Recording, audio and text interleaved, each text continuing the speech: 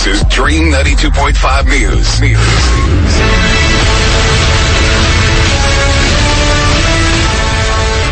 Hello and welcome to the news at noon on 92.5 Enugu's Dream FM.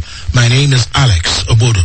The United Nations Children's Fund, UNICEF, in collaboration with the Federal Ministry of Education, has organized a two-day workshop in Enugu for key stakeholders in the education sector for the evaluation of the success of the intervention in girl-child education in the country through the projects christened Girl Child Education Project 3, GEP3, and the Sustainable Development Goals 4, SDG4. Speaking at a workshop themed Scaling and Replicating Best Practices Towards Achieving the Sustainable Development Goals 4, UNICEF Chief Field Office, Enugu, Juliet Chiluwe, who was represented by the UNICEF Education Specialist, Dr. Agatha Nzeribe, in our remark, hinted on the aim of the workshop. This is an occasion to disseminate the three results and then judge ourselves in the southern states on how we are doing with the SDGs. The three is girl education projects, and this is well thought out project of intervention to deal with the issues of enrollment, retention, completion in the northern states, especially for the girl child. It is an approach that cuts through a particular challenge in education and develops interventions. So we're here to be able to identify what the issues are in the south and learn how we can adopt and adapt the findings of the three and apply it to our situation.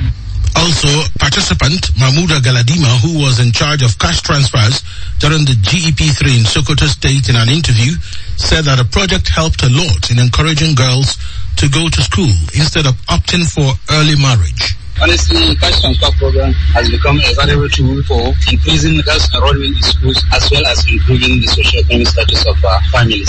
It has greatly supported education of girls in our state, and we have had increase in enrollment of girls due to the cash transfer program. When UNICEF supported the program in 2014-2016, we had an increase of 32.4% of girls into school. And the state government saw the successes that were recorded and felt the need to sustain that program and scale it up to other local governments.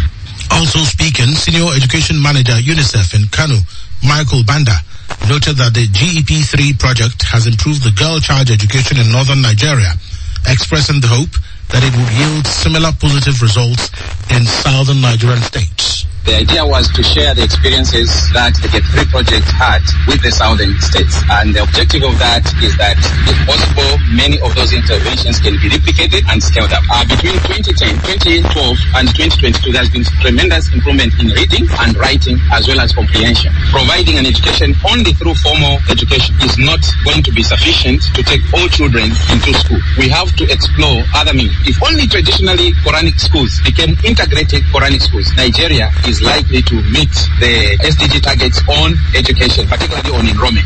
The event was attended by key stakeholders in the education sector from various parts